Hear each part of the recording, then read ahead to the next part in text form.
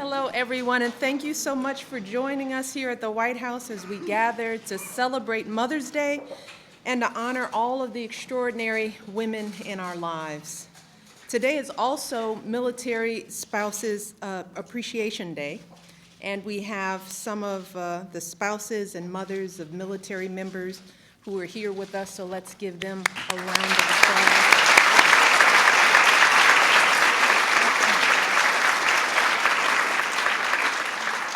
We are forever grateful for your service and inspired by your strength. So we, as always, Jill and I remain supportive.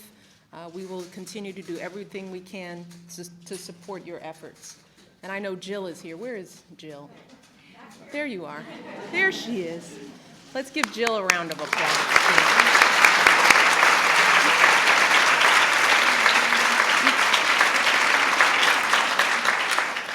I also want to thank former First Lady Rosalyn Carter for being here. Mrs. Carter, where are you? I can't keep up with everyone.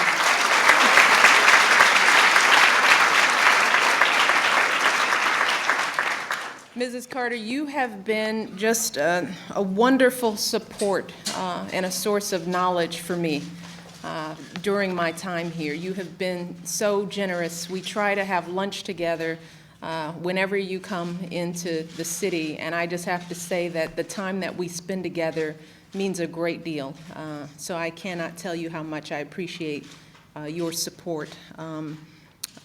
As many of you know, Mrs. Carter is an advocate for mental health work. She's just written a book, and we're going to be doing more work together on post-traumatic stress disorder and mental health. So she hasn't stopped moving yet. You can't keep her down. Mrs. Carter, yes.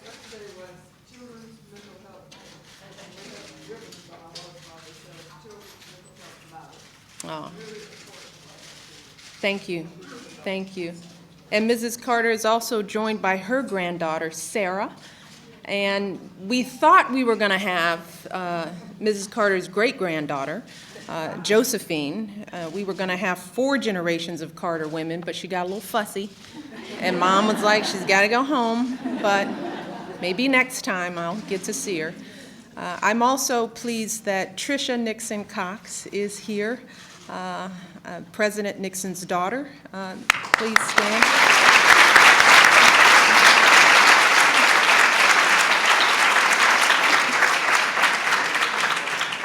And Susan and Ann Eisenhower, who are President Eisenhower's granddaughters, they are here as well. Susan and Ann, please stand.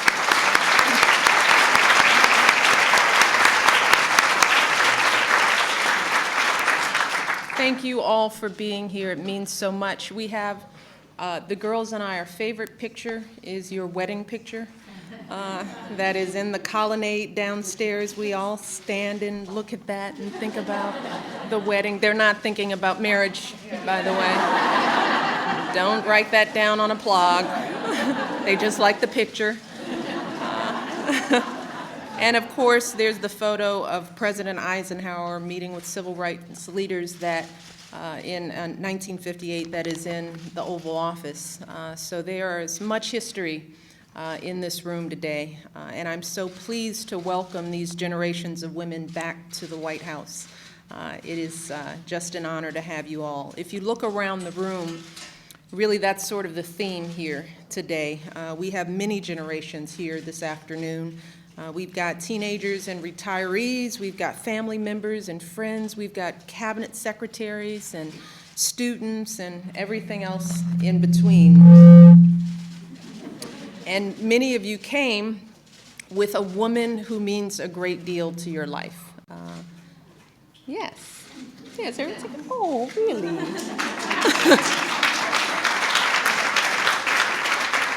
So mothers, daughters, granddaughters, mentors, mentees, sisters, best friends. It's sort of a wonderful combination of women who are important to us. The people here today showcase just how crucial women are in guiding our families and in our neighborhoods and in our country as well. They're the shoulder that we lean on as individuals, but collectively, these are the shoulders that form the foundation of our communities. They're our friends, our teachers, our mentors, our bosses. They find time to drive community projects and carpools. They lead our businesses and our birthday parties. Our lives and our communities are blessed by everything big and small that mothers and mother figures give us every single day. And that's really what Mother's Day is all about, showing our gratitude for all that they do. And it's about attempting to give back just some of the love and the care that these women have given us.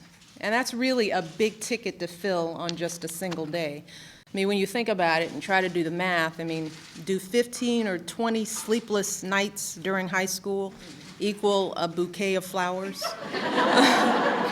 Maybe some chocolates or a brunch? I don't know. See, the mothers with teenagers really laughed at that one. I don't quite know that yet.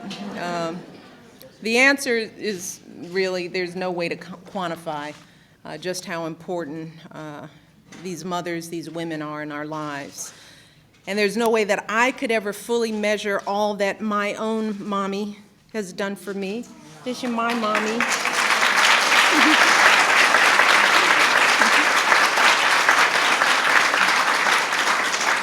This woman who tries to take absolutely no credit for who I am, for some reason, she is my rock. She has pulled me up when I've stumbled. She's pulled me back when I've run out of line, talking a little too much. She'll snap me up. She really does push me to be the best woman that I can be, truly, as a professional and as a mother and as a friend. And she has always, always, always been there for me. And as our family has grown, she's managed to expand her love for all of us. And raising our girls in the White House with my mom, I'm not going to do this, is a beautiful experience. And the opportunity to have 3 generations of living in the White House, it's beautiful. And I'm pretty sure the president's happy about it too. In this world, there's so much going on. We know that we're blessed, the Obamas we are. Even though we live in the White House, we know that our day-to-day family interaction isn't really different from families living in Atlanta or Sioux Falls or Tucson, because everyone is busy. Ours is just televised.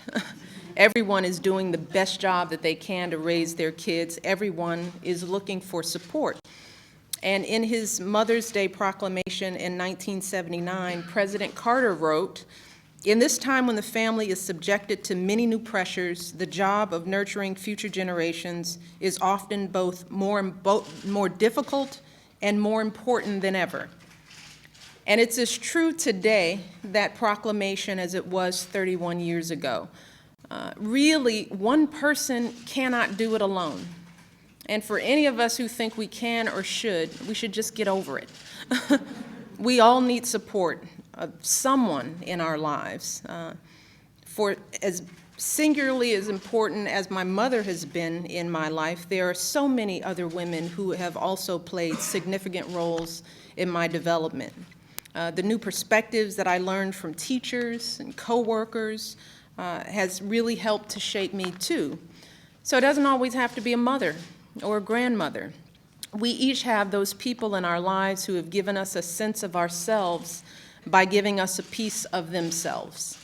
And that's one of the reasons why we started the White House Leadership and Mentoring Initiative here, even with our busy schedules. And the women who work here are busy. We believe in the importance of giving our young mentees a piece of ourselves. And we've got some of our mentees here with us today, and I want you all to stand. I want our mentees to stand.